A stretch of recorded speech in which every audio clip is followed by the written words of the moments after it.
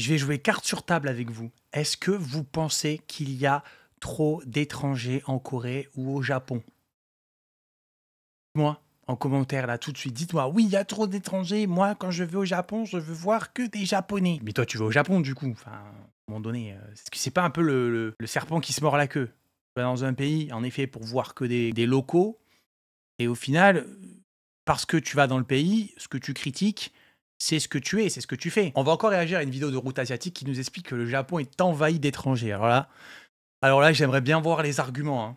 Envahi, quoi, carrément. Mais avant de démarrer cette vidéo, j'ai une énorme annonce à faire. Je suis en train de travailler sur un énorme guide pour vous aider justement à voyager, s'expatrier ou créer un business en Corée du Sud. L'idée, c'est d'aider le plus possible les gens pour qu'ils ne soient pas perdus, pour qu'ils se disent bah moi j'ai envie de voyager en Corée mais je sais pas comment faire, je sais pas par où passer, quelles questions poser, voilà, je suis un peu perdu comme moi j'ai pu l'être en fait il y a 10 ans en arrière quand je me suis dit allez, il faut que je me lance. J'avais déjà fait un guide format numérique qui explique un peu tout ça. Là, ça va être un petit peu sa continuité, voire bien plus. Ça va être un programme vidéo complet avec des tas de mises à jour qui sera mise à jour au fil des années. Et c'est un programme qui va être lié à une communauté en ligne. Alors, il y aura une communauté à la fois en ligne, mais il y aura aussi une communauté sur place. Parce que oui, si vous avez besoin d'aide directement sur place, eh bien, on pourra vous aider. Le nom de ce programme, attention, j'ai cherché très très loin. Vous allez voir, dites-moi en commentaire si c'est un bon nom ou pas. C'est Togen. Ouais.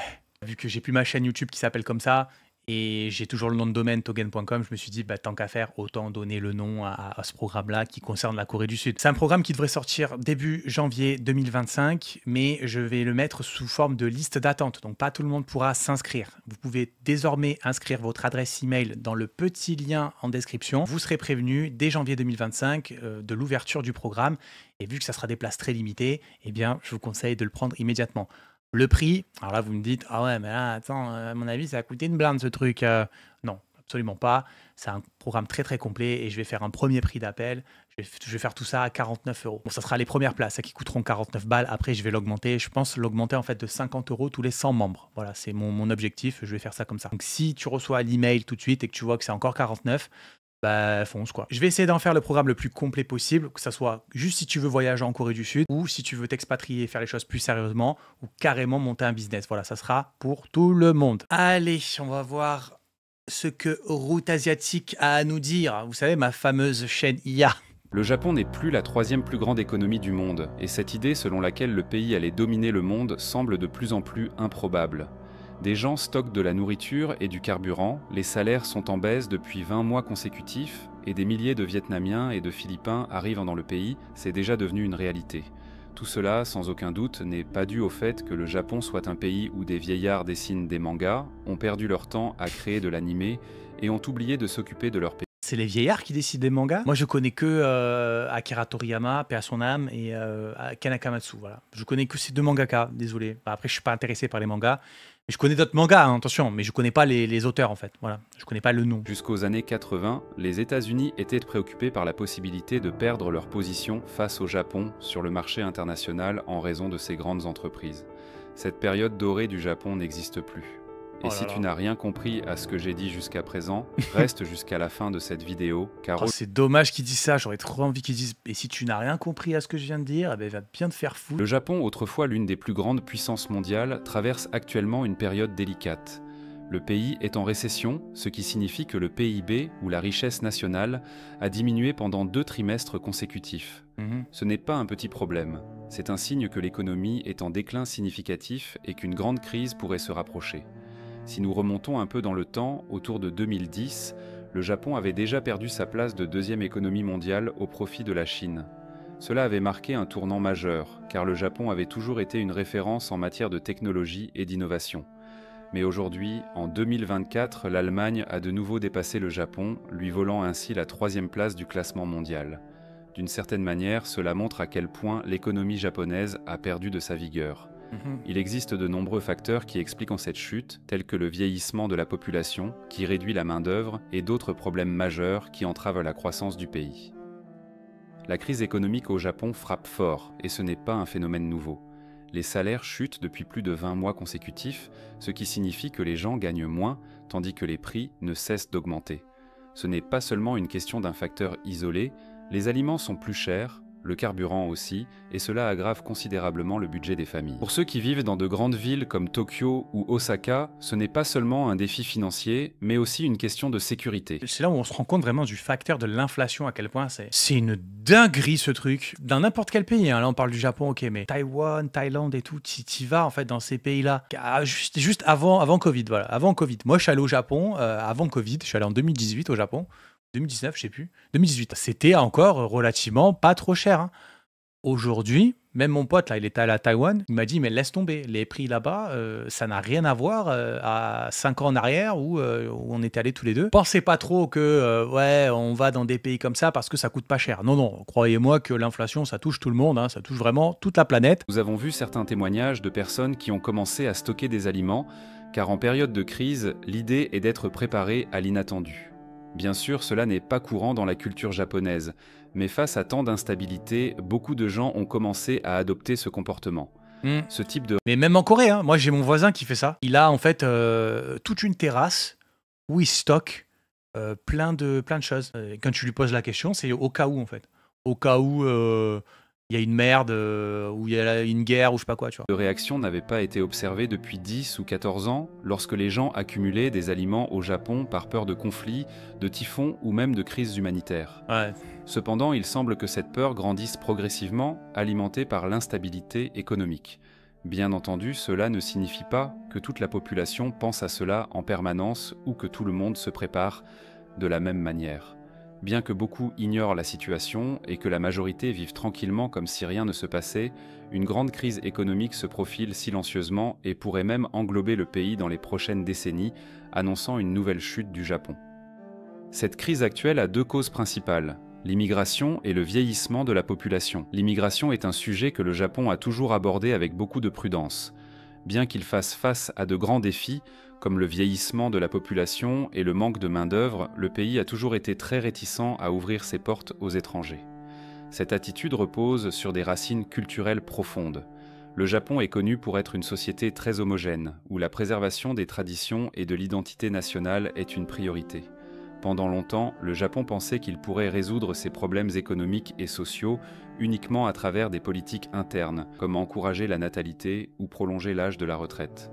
Cependant, la réalité a un prix très élevé aujourd'hui. Le Japon se voit désormais obligé d'accueillir davantage d'étrangers, car il n'y a pas suffisamment de travailleurs pour faire fonctionner les usines, les hôpitaux et même les services de base. Face à cette situation, deux groupes ont principalement contribué à l'immigration dans le pays: les Vietnamiens et les Philippins. Ces derniers occupent de nombreux postes dans des secteurs tels que la construction, l'assistance médicale, le nettoyage et même dans des industries de haute technologie. En troisième position se trouvent les Brésiliens, qui ont une longue histoire d'immigration au Japon, notamment les descendants de Japonais qui sont retournés dans le pays à la recherche de meilleures opportunités de vie. Ainsi, le nombre d'étrangers travaillant au Japon augmente chaque année. Cependant, cette ouverture n'a pas été, et n'est toujours pas, un processus facile. Le Japon a même créé des programmes de visa pour les travailleurs étrangers, comme le TITP, qui, en théorie, devait former les étrangers aux compétences techniques pour travailler dans le pays.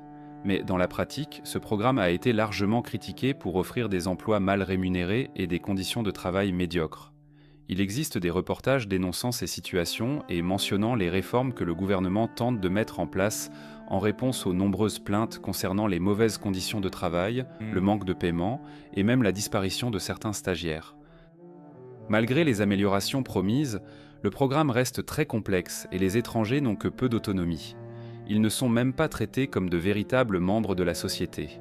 Cela est d'autant plus curieux que le Japon a un besoin urgent de ses travailleurs, mais il existe encore une forte résistance à les intégrer pleinement. J'ai envie de te dire, il y a aussi des cas comme ça en Corée, hein. C'est quand tu peux encore tomber sur des Coréens ultra résistants quand ils voient un étranger, quoi. Tu le sens soit dans la manière dont ils te regardent, soit dans la manière dont ils te parlent, soit dans la manière de ne même pas te considérer. Ils ne te parlent pas de la même manière qu'ils parleraient à un Coréen, mais dans le mauvais sens, ce que je veux dire. Je ne connais pas du tout la culture japonaise.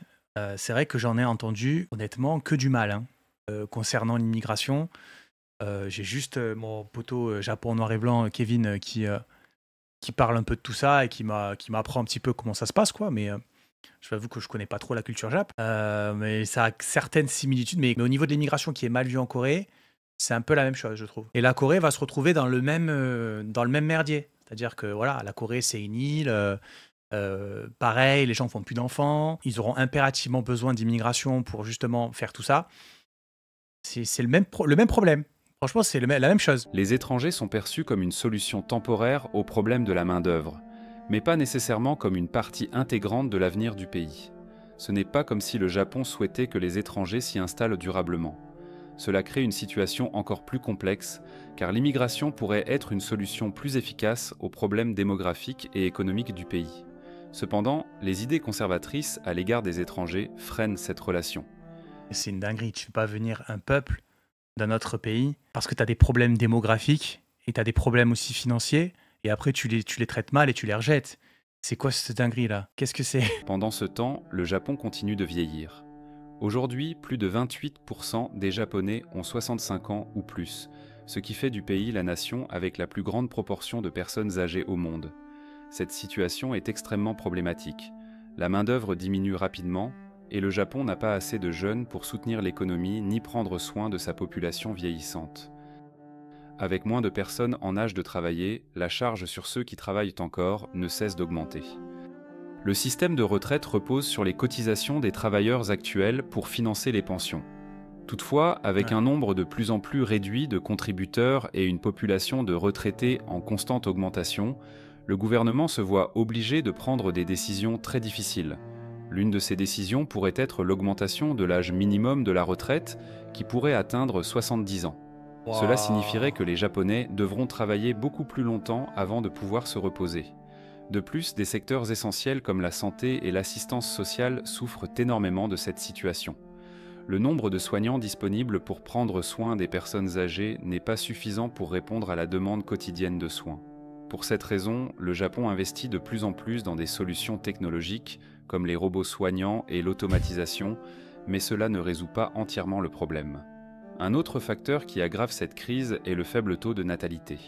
Les familles ont de moins en moins d'enfants, ce qui réduit encore la main-d'œuvre japonaise. Et tu m'étonnes, mais en même temps, est-ce que c'est pas le serpent qui se mord la queue? C'est tout le temps ça. Pourquoi ils font pas d'enfants? Pourquoi ils font pas d'enfants, les gens? Pose-toi la question, pourquoi ils font pas d'enfants? Déjà, ils ont la chance d'avoir un travail. Ce travail est sous-payé. Ils sont pas heureux de bosser là, mais ils sont obligés pour pouvoir ne serait-ce que survivre. Et maintenant, on leur dit « Ah, mais il faut survivre jusqu'à tes 70 ans. » Et tu veux en plus leur ajouter la charge d'avoir un enfant. Alors qu'ils sont déjà pas capables de vivre correctement avec 20% de salaire en moins. Hein. Rappel. Comment on fait? Dites-moi en commentaire, allez là. Dites-moi comment on fait. Je veux les spécialistes sur le terrain. Et on envoie des lettres après au Japon, on leur dit voilà ce qu'il faut faire. Les abonnés de Nicolas ont dit ça, voilà. Il semble que les politiques et les incitations du pays ne suffisent plus à inverser cette tendance. Par conséquent, l'avenir du Japon semble incertain et peu prometteur. C'est triste de voir la direction que prend le Japon. Ce même pays qui dominait autrefois... C'est triste de voir la direction que prend le Japon. Ce même pays qui dominait autrefois le marché technologique avec des marques comme Sony, Panasonic et Sharp semble aujourd'hui être à la traîne. Une partie de cette situation est due à la décennie perdue des années 90, lorsque le Japon a connu une grande stagnation économique et a frôlé la faillite. Pendant ce temps, des pays comme la Chine et la Corée du Sud ont énormément progressé au cours des dernières décennies. C'est pourquoi on n'entend plus parler du Japon dominant le marché technologique ni croissant de la même manière. Bon, je vais pas faire une papsade à dire « Ouais, la Corée éteint le Japon ». Bon, bah écoutez, dites-moi ce que vous en avez pensé en commentaire. N'oubliez pas d'inscrire votre adresse email dans le petit lien ci-dessous si vous voulez rejoindre le programme, la communauté Togen lors de l'ouverture. Ça sera janvier 2025. Et je vous ai entendu, l'épisode 4 sur 5 Earths Under One Roof arrive bientôt, d'accord? Je vous ai entendu, je vais record juste après cette vidéo-là et ça sera diffusé très certainement le lendemain ou le surlendemain. Allez, prenez soin de vous et d'ici là, portez-vous bien.